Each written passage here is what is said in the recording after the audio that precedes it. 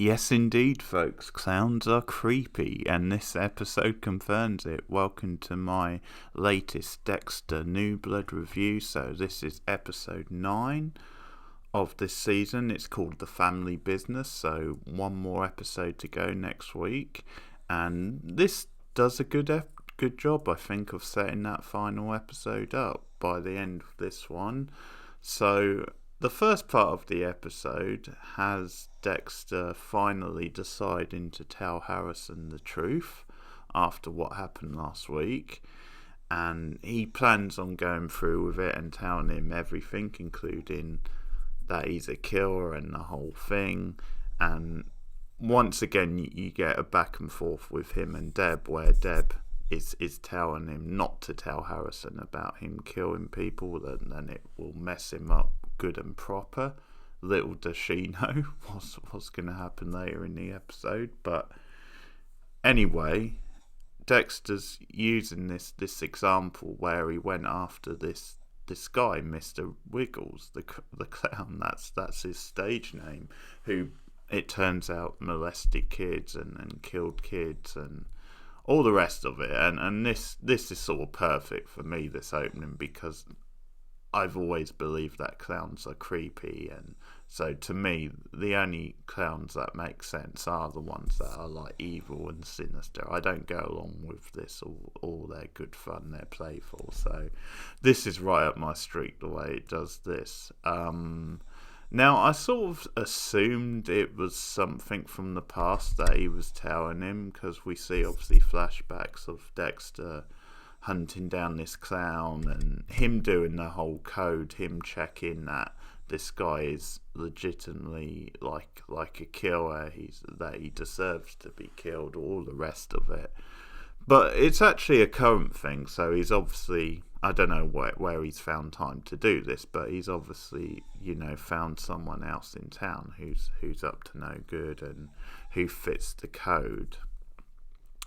But it's a strong opening anyway, because we see him using the Mr. Wiggles story as an example of what he does, and he starts telling Harrison about they're alike in that he also witnessed his mother being killed, or at least was, there when she was killed. So very similar sort of thing. And yeah, he tells him about the code, but he sort of stops short of telling him that he's a killer. Debs talks him out of it, and he actually just says that he confronted Mr. Wiggles and he changed his way. He sort of he didn't do it anymore. He turned his life around. And this, of course, is what Deborah wanted, but it's going to lead to more questions later from Harrison, because obviously he's still going to want to know why Kurt was going after him and all the rest of it. And Dexter says about him killing multiple women over 25 years, and so he's sort of telling Harrison that the plan is to do what I did with Mr. Wiggles and sort of confront him and get him to change his ways, or get him to go to the police, that sort of thing. But there's obviously certain holes in this, because he's not telling him that he killed Matt, and that's why Kurt's targeted him. So it's a good start to the episode, obviously, and this episode is set on Christmas Day, so you get certain things like you get Dexter buying Harrison a gun, which probably isn't too wise, but a shotgun, and we see them go over to Audrey and Angela's, and they exchange gifts, and they both wear these very cheesy Christmas jumpers. Dexter especially, I think he got them the sweaters for Christmas each, and it's actually pretty smart, because I think it's this whole thing of this whole facade with Dexter, and he's wearing this really cheesy over the top Christmas sweater. But you've got the slow burn thing of Angela investigating the past and the Bay Harbour butcher case, and she's listening to Molly's podcast. And I have sort of warned to Molly a bit as the character, and when she's listening to the podcast, Angela, I think Molly on the podcast has like the line of the episode, which is, "That is some Batman vigilante shit." So that's pretty good. But so it builds to this thing where they sort of assume that Kurt's done a runner, but then he actually shows up at Angela's and like offers her like a peace offering kind of thing, and sort of you get like stares exchanged between Kurt and Dexter, and Kurt is, making a fet through that, like. So once they realise he's still in town, they make up an excuse and decide to leave, and all the while things are starting to like tip Angela off then something isn't quite right, because Dexter then cancels later because they're supposed to meet up that night as well. Makes up an excuse. So anyway, yeah, they decide to go after Kurt, but at this point they're still like, Dexter's still doing the facade of, well, we're just going to confront him with what he's done. We're not like going to kill him. And they start like staking his place out. They're using like a drone at one point, and they come across an entrance to his thing, and Dexter says, well, let's wait till night because it'll be safer that way. And what happens is they like miss each other because Kurt's gone over to their place as well, and he sets Dexter's cabin on fire, and he's waiting with his gun, so he set the cabin on fire as a way to draw him out, but then realises that they're not there, but he burns the cabin down. And what happens is Dexter and Harrison they find like an entrance to like this underground place, and they go down and they set off an alarm, and that notifies Kurt that's where they are, and he sees them on the screens. So obviously he's coming over as well now. But yeah, they sort of see him with all this. Well, they find this underground place where he's been keeping all his victims, and the sort of like twist and surprise there is that he's got Molly. He's killed off Molly. We find out, which we knew he was going to go after her because she started digging around his things and could be like a threat to expose him. So we find out Molly's dead, which lines up because Angela was trying to get hold of her at one point and just got a voicemail, and she sort of checked her hotel where she was staying, and Guy said she hadn't been seen for quite a few days. But yeah, it sort of comes down to it, and Harrison actually finds out that Dexter kills people, and Dexter confesses, and it's sort of a bit easy, really, the way Harrison's like, yeah, okay, let's kill Kurt, I'm on board.